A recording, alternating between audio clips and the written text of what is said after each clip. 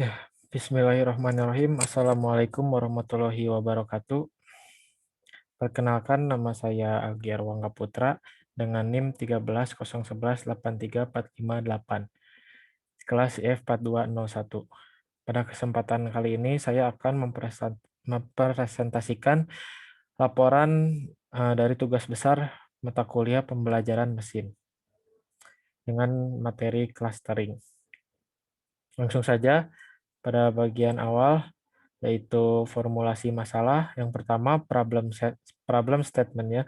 Masalah pada kasus ini adalah clustering dataset kendaraan dan memprediksi apakah pelanggan tertarik untuk membeli kendaraan baru atau tidak berdasarkan data pelanggan di dealer. Kemudian yang kedua, data source. Datasetnya diberikan dan dataset kendaraan ini memiliki missing values yang tidak memiliki duplikat data. Dataset ini memiliki 12 variabel yang terdiri dari ID, jenis kelamin, umur, SIM, kode daerah, sudah asuransi, umur kendaraan, kendaraan rusak, premi, kanal penjualan, lama berlangganan, tertarik, ya. Kemudian dataset ini berjumlah 2885831 baris dan 12 kolom. Kemudian potensial learning problem. Dataset ini dapat digunakan sebagai acuan untuk memprediksi peluang ketertarikan konsumen mengenai asuransi. Lalu yang terakhir, potensial bias dan etnik. Dengan dataset ini saya berharap penjualan kendaraan pada perusahaan dapat meningkat. Pada bagian kedua yaitu eksplorasi dan persiapan data. Yang pertama, data eksplorasi. Yang pertama ini yang dilakukan adalah mengimport semua library-nya.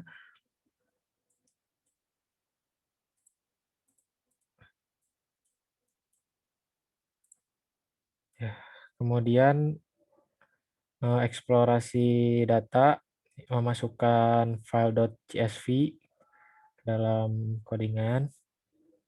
Bisa dilihat isi dari tabelnya.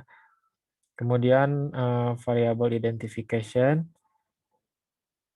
Lalu yang dilakukan adalah mengganti umur kendaraan, kendaraan rusak, dan jenis kelamin menjadi numerikal dengan dot replace.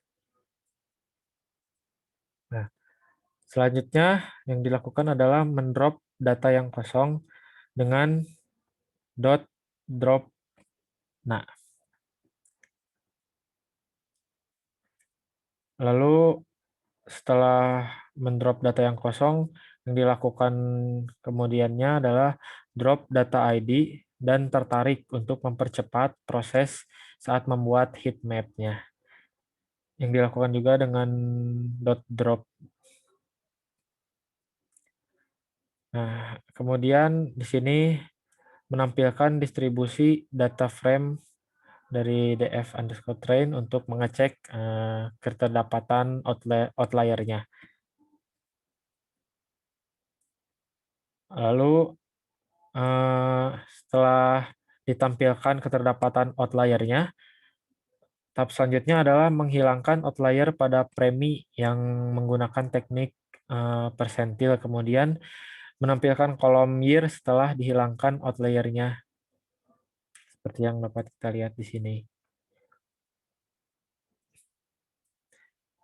Meskipun umur, SIM, kanal penjualan, dan lama berlangganan sedikit muncul, tapi ini tidak begitu berpengaruh karena yang paling dominan muncul itu adalah yang bagian pada preminya. Lalu korelasi data train menggunakan heat map. Korelasi yang cukup besar ditunjukkan oleh heat map pada umur kendaraan dan umur dibandingkan dengan yang lainnya. Bisa dilihat.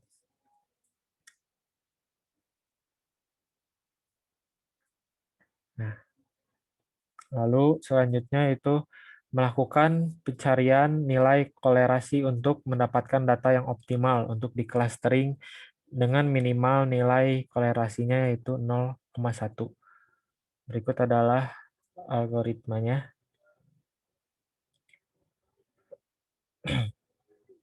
Yang ini untuk df_train_fit ya.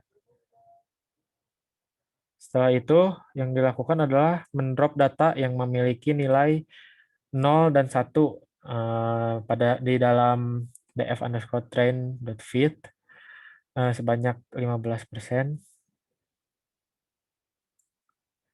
Nah, pada proses yang kedua yaitu processing. Yang pertamanya itu missing values. Pada pengecekan missing values ini, saya menggunakan metode isna.sum, kemudian mengecek nilai skewness menggunakan .skew. Seperti ini untuk pengecekan missing value-nya, dan ini untuk mengecek nilai skewness-nya. Lalu yang ketiga ada outlier. Nah, mengecek outlier pada kolom kode daerah dan lama berlangganan dalam dataset apabila masih terdapat kolom kode dan lama berlangganan, maka dihilangkan outlier-nya, dan jika sudah tidak ada, maka dilakukan scaling data. Seperti ini. Kode daerah dan lama berlangganan. Lanjut pada tahap scaling. Untuk tahap scaling ini yang saya gunakan adalah min-max scaling.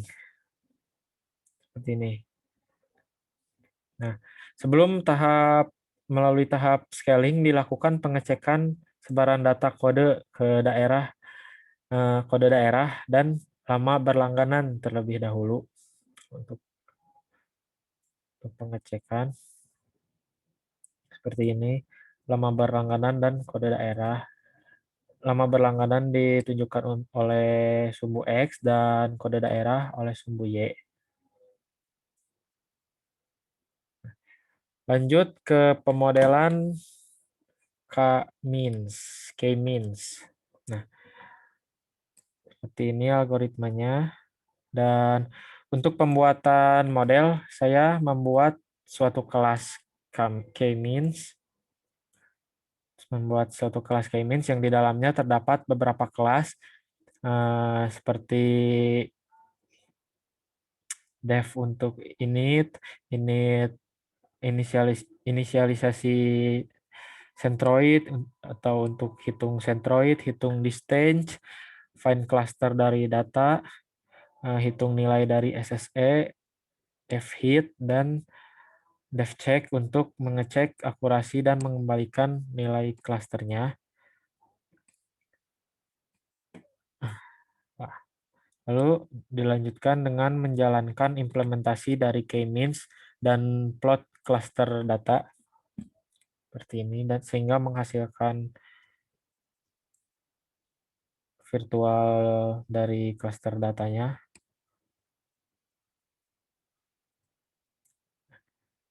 Kemudian yang keempat ada evaluasi. Sini saya menggunakan metode elbow dengan maksimal literasi yaitu 100 dan cluster sebanyak 3, kemudian ditampilkan grafik elbow berikut dengan nilai SSE dari n cluster sebesar 3625,1676. Dan grafik ini digunakan untuk menentukan jumlah cluster yang lebih baik dari SSE yang menurun. Sedangkan untuk jumlah terbaik terdapat pada siku grafik tersebut, akan tetapi siku tersebut tidak terlalu terlihat tajam sehingga jumlah cluster yang dipilih adalah 3. Nah, seperti ini. Sehingga yang dipilih adalah cluster yang ketiga. Dan menghasilkan nilai SSE-nya 380,594 sekian dengan menggunakan cluster 3. Nah, kemudian pada eksperimennya saya mencoba untuk melakukan beberapa opsi algoritma pada proses scaling. Dengan proses scaling ini terdapat beberapa algoritma yang mempengaruhi penyebaran data dan jumlah K yang diassign hasil clustering dan evaluasi. Kemudian eksperimen kali ini saya mencoba untuk menampilkan penggunaan scaling standar dan normalized, dan untuk scaling min-max-nya sudah dilampirkan pada laporan yang sebelumnya yang di atas. Nah, yang pertama ini saya menerapkan metode standar scaling-nya.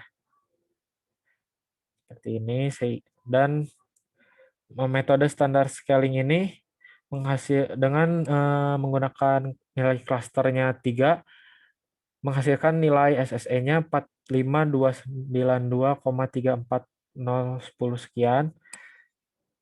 Dan kemudian untuk yang kedua yaitu normalis scaling.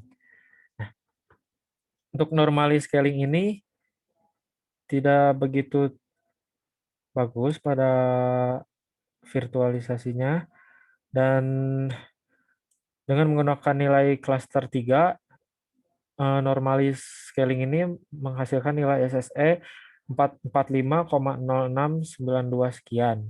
Nah, pada eksperimen ini, metode standar scaling menampilkan data yang sama baiknya atau hampir sama baiknya dengan min-max scaling. Akan tetapi normalis scaling hanya menampilkan keberadaan pada titik tertentu sehingga scaling ini menampilkan hasil yang kurang baik.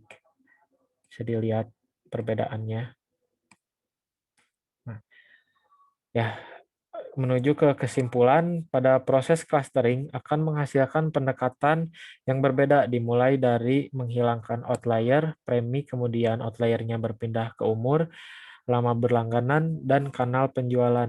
Hal ini akan mempengaruhi proses fit selection. Jika pendekatan fit selection-nya berdasarkan visual dari heat map, maka akan terpilih umur dan umur kendaraan karena mendekati satu. Dengan menggunakan fit selection berdasarkan coding dan membatasi korelasi minimal 0,1, terpilihlah jenis kelamin, SIM, kode daerah, dan lama berlangganan. Selain itu, diperlukan penelitian lanjut bahwa diperlukan drop untuk data yang bernilai 0 dan 1 yang menghasilkan tabel lama berlangganan dan kode daerah. Scaling juga dapat mempengaruhi hasil data sebelum di clustering yang kemudian dapat dilihat pada tahapan eksperimen yang di atas yang sebelumnya sudah saya jelaskan.